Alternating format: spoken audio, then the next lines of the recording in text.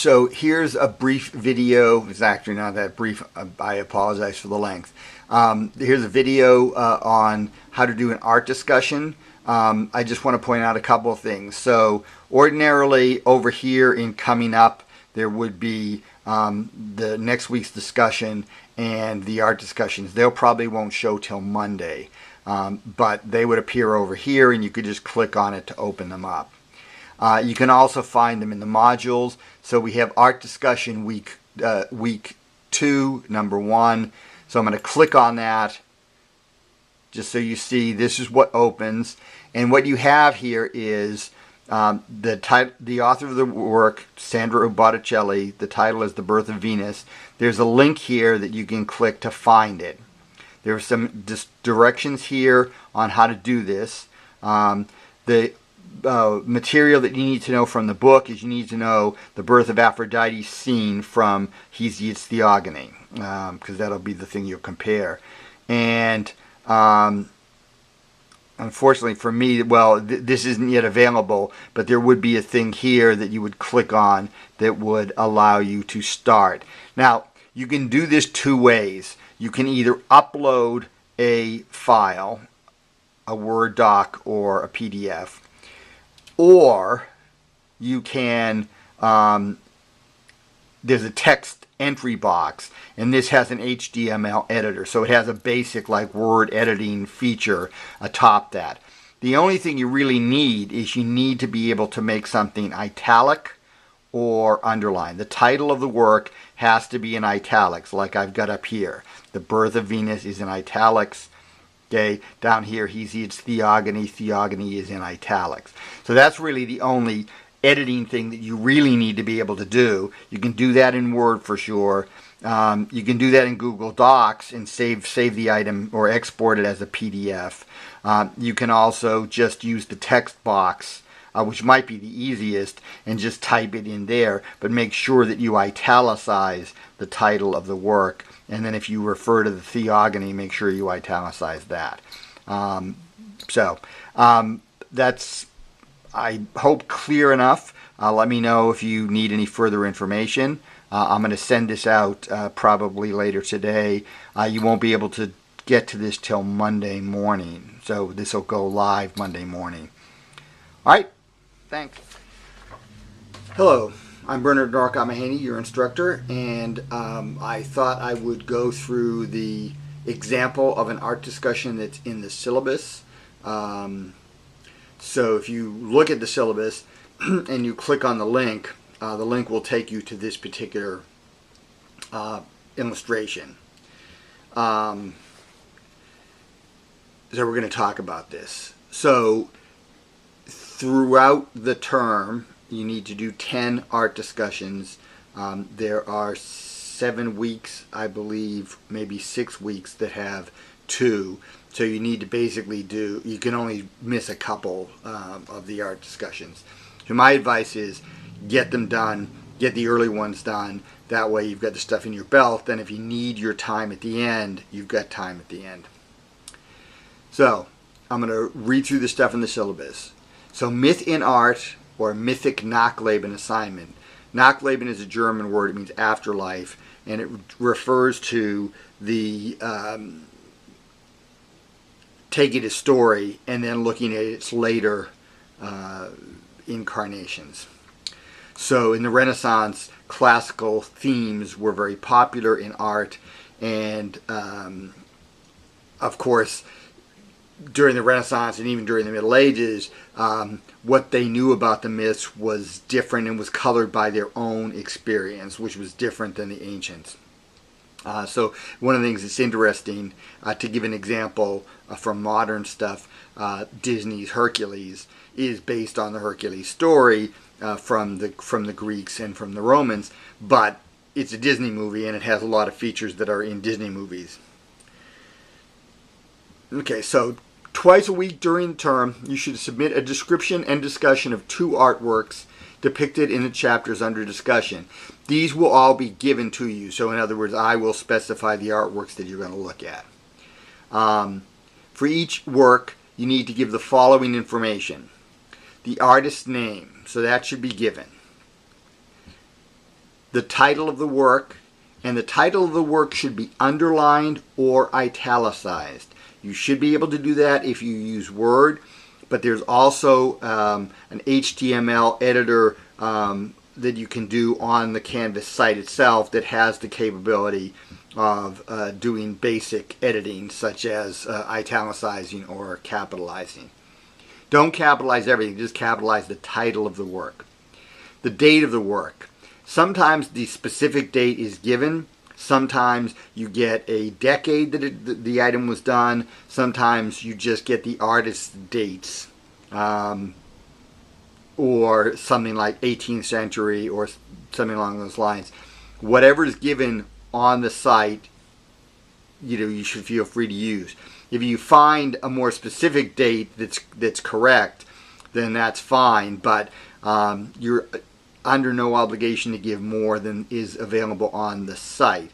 Now, a lot of the pictures that you'll have links to, on those links, if they're from a site like Pinterest or something, they might give the date that the person took the picture, and that is not the same as when the painting was done. So there should be both dates. But if you look at, if it's a modern date for a picture like this is clearly not a 20th century or 21st century artwork. Then make sure that you give the right date. The medium of the work, this would be oil on canvas, oil on panel, oil on bronze or copper, watercolor, bronze sculpture, red figure vase, black figure vase. All of those are sort of examples of medium. A description of the artwork. Now, this is going to be a paragraph long, and the description should describe what you see. So if you were to see this and you knew nothing about the myth, you didn't have the title, you're just looking at this, what is it you see? So don't basically, in the description part, and you really should have a separate paragraph for the description, do not say things like, well, here we see Paris and here we see Athena, and no. Don't say that then. Save that for the discussion where you're going to actually talk about what is it you see and interpret it. The final paragraph, which is likely to be the longest, a discussion of the artwork in connection to the myth as presented in the book. So sometimes the book doesn't present all the information. Sometimes the artwork is not based on the specific story that you have. A good example of that is the very first art discussion you're going to have, which is The Birth of Venus by Botticelli. Botticelli is not using Hesiod as source material, but we have the story of the birth of Aphrodite in Hesiod, and we can compare the painting that we have to what Hesiod tells us. Okay, so again, if you were like an art history person, you might very well do all sorts of research. I'm not asking you to do that. I'm only asking you to look at the artwork, describe it, and then make some connection between it and the story that you have in the book. So, these submissions are worth 10 points. Basically, you get a point each for the 4 museum cards. So the artist name, the title of the work, the date of the work, the medium of the work, you get a point each for those.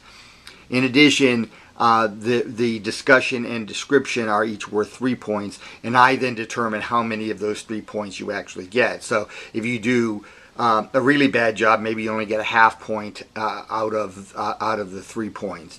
If you do, a pretty good job, maybe you get 2 out of the 3 points. All right, so that's how those will be determined. I'm not overly strict on that, but if you give me junk, then I'm going to give you a lower grade. And then the discussion also is worth 3 points, and again the same thing. So what we're looking at here is Peter Paul Rubens, The Judgment of Paris. So the artist name, Peter Paul Rubens, title, The Judgment of Paris, which would be underlined or italicized. The date of the work is 1633. On the site, they actually give the specific date. The medium is oil on canvas. Okay. The description. Now here I'm just describing what I see, not saying, oh, here's Hermes and here's... Right. In a clearing in a wooded area, 3 naked women on the left side of the picture stand facing 2 men, both clad on the right.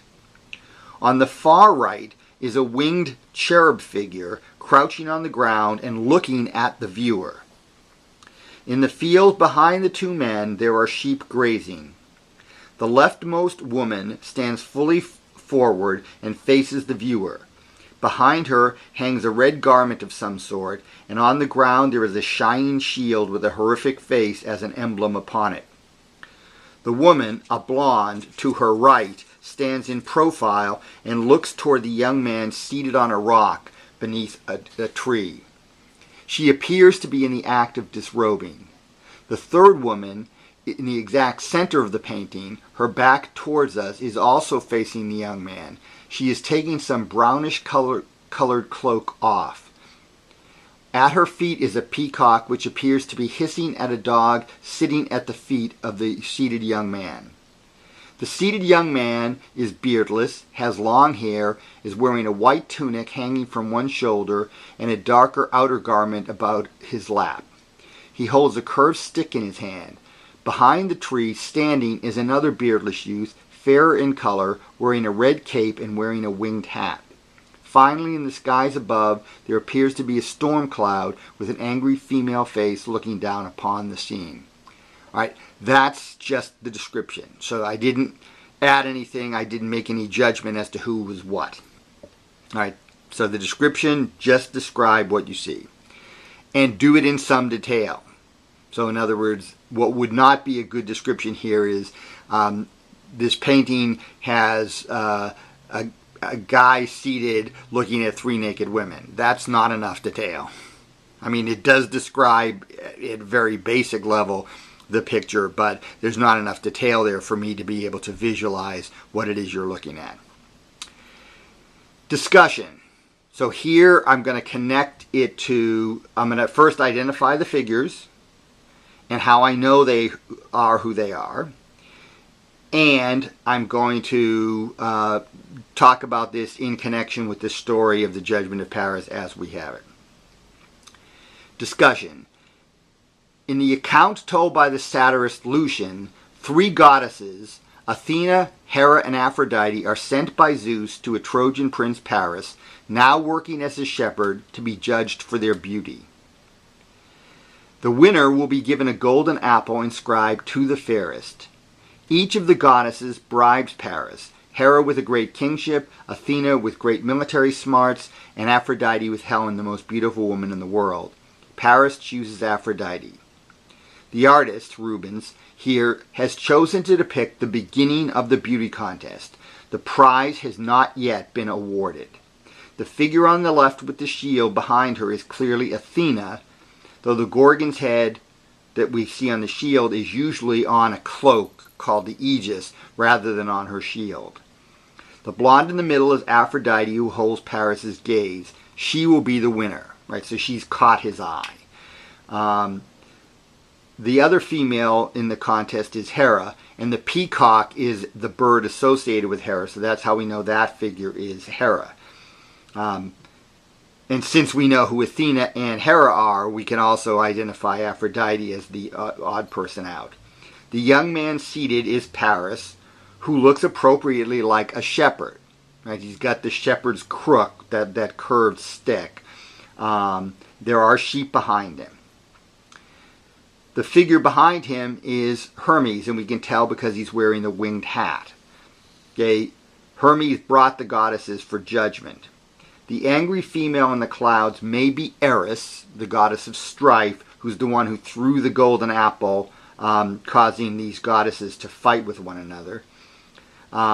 Or it may indicate a fury like Alecto, indicating the Trojan War to follow.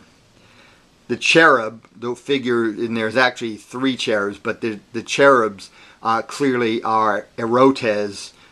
They're like little cupids, and one of them, of course, is actually sort of hugging the blonde in the middle. So that would be another identifier for her.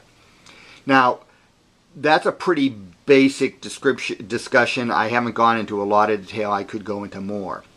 One thing that I want to point out here, this artwork I used when I was using a different textbook. That different textbook had Lucian's Dialogue of the Gods number 20, which is the Judgment of Paris. It had this story in it. And this artwork is clearly based on that. Maurizio, I think, is not going to give as much detail. So if you were to see this work with Maurizio, there might be less that you could do to really sort of identify. So for instance, I think I've had students see the figure of Hermes in the background and wonder, why is Hermes there? They know that Hera, Aphrodite, and Athena are the goddesses. They know that the guy looking at them is going to be Paris, but they don't know why Hermes is there. Hermes is there because in the story told by Lucian, Zeus tells Hermes to bring the goddesses down, and he basically serves as an advisor to Paris during the judgment. And that's clearly what we have here. So I will consider what it is that Maurizio provides that would help you with doing the discussion. So if Maurizio doesn't say certain stuff, then obviously that's not going to come into your discussion. So I will be taking into account the information you have available. You need to do no outside research.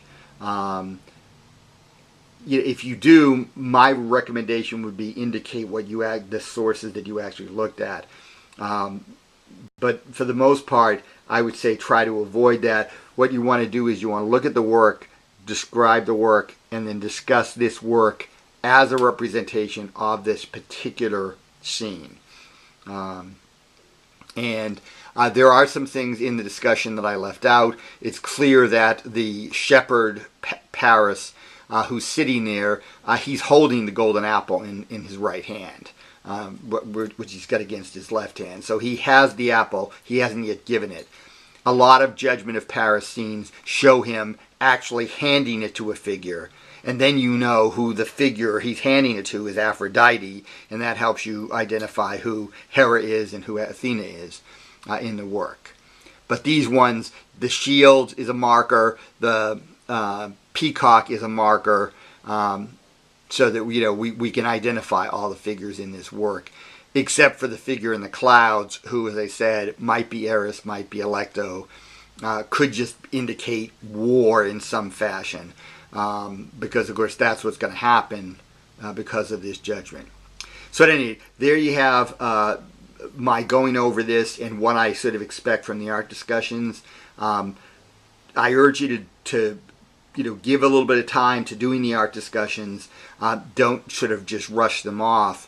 On the other hand, if you really are pressed for time and need to rush it off, it's better for you to get points on the board than not.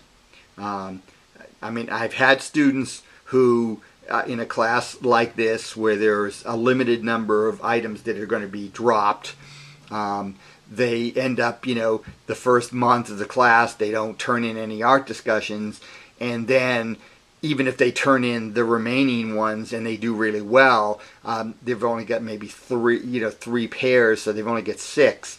So even if they get a perfect score on each of those 6, it's only 60%, so they end up getting a crappy grade on the art discussion. So, I would urge you to get them in. I would urge you to stay on top of the stuff. It's easy to sort of get lax and then let stuff fall off, but then that really puts you in a bind later on. So, that's it. Thanks.